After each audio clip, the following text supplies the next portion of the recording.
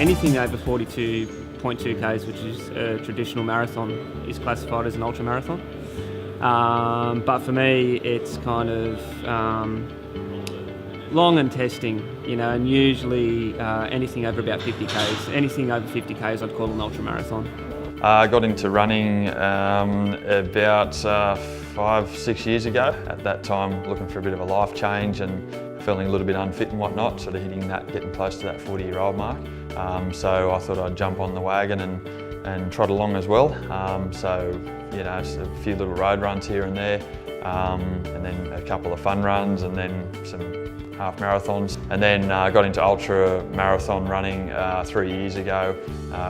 A great friend of ours, she was diagnosed with breast cancer, and she'd been training with my wife for an ultra marathon, and she couldn't do the event, so she gave the ticket to me, knowing that I was a keen runner, and I didn't know what ultra marathon running was. I had no idea. I'd heard of it, but didn't know about it. And so I had about 2.5 months to train for a 50-kilometre race, the UTA 50, and it was the most rewarding thing, just finishing the experience. I turned up to the start line not knowing what to expect, and the reward at the finish line was amazing. I've been running for about 20 years, triathlon running and competing at a high level. But I really only started doing ultra running in 2013. I did my first 50k race in the Blue Mountains, and it almost killed me. It was really tough. I won, still got the record, still hold the record for that course. But yeah, it was just such an eye opener, and it was so hard. But I took so much from it that since that point in time, I've kind of just wanted to explore what there was in ultra running and just take it to another level. So it's kind of what I do now. Yeah, I do a fair bit of training, a lot of training. Look, I average probably 170 kilometres of running a week, all year round. So that means that there's some weeks where I'm running only 140 k's, but it means that there's other weeks where I'm running 230 k's. In terms of running volume, like 230 k's is kind of like right at the elite end, or the max end of what you can physically kind of do. If you ask me how many sessions I do a week, I basically train twice every day. You do run into other people and you talk to those guys, and it's amazing what you talk about, and you might run with them for a couple of k's, and the time goes very fast, So it's especially at the level that I'm doing. Like, I'm not up the front sort of racing for an outright podium finish or whatever. I'm still competitive, but you've still got enough time to enjoy it and meet people. I'm mentally strong, and I guess part of that just comes from the nature of my personality. If you're focusing on the end goal too early in a race, it can become very daunting. You've got to find small things that give you the lift and keep you going. Well, mental strength's part of that. I've gone out and thrown myself into training runs with minimal nutrition, training runs in places where I'm by myself for 6 or 7 hours, and sometimes you need to do that so that in a race, when you are in that position, it's not unfamiliar. UTA 50 a couple of years ago. I had great training. It was probably the fittest I'd been, I think, in my life. Really trained well because I'd done the 50 the year before and learned a lot out of it.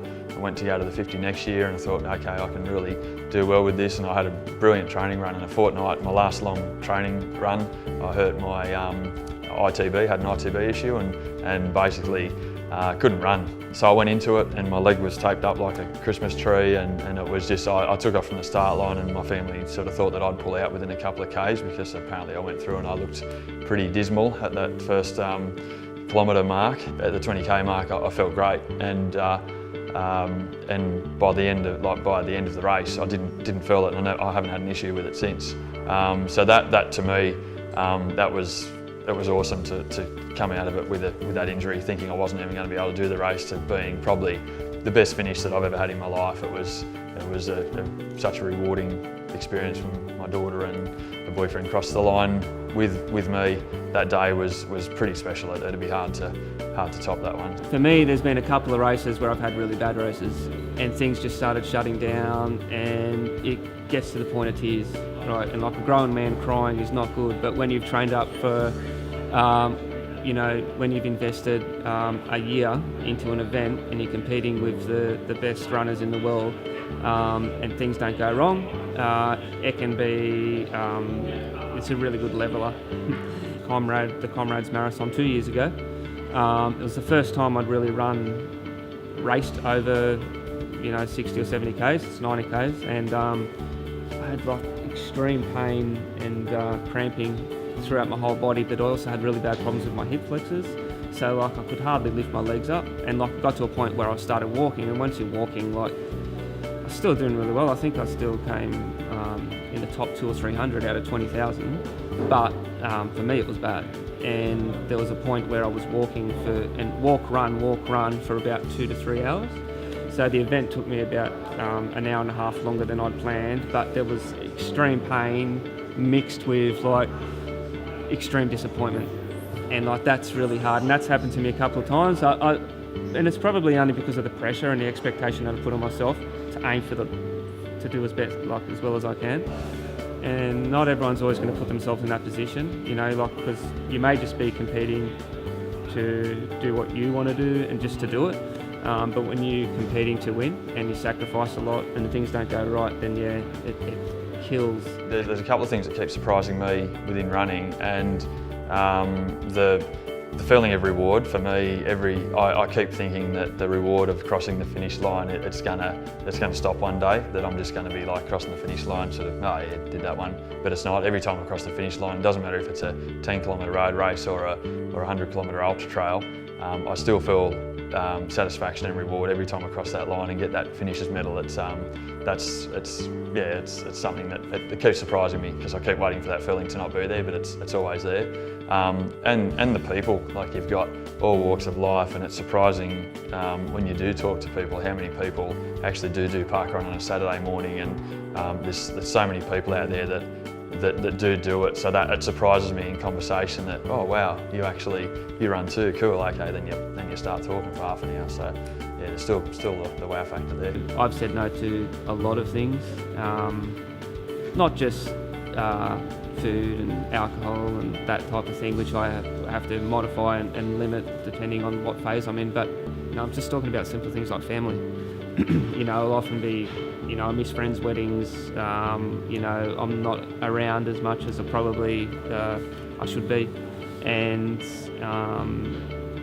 that does make things difficult, but then it's a choice that you make, and the flip side of that is the extreme reward and the growth and the opportunity that running's given me.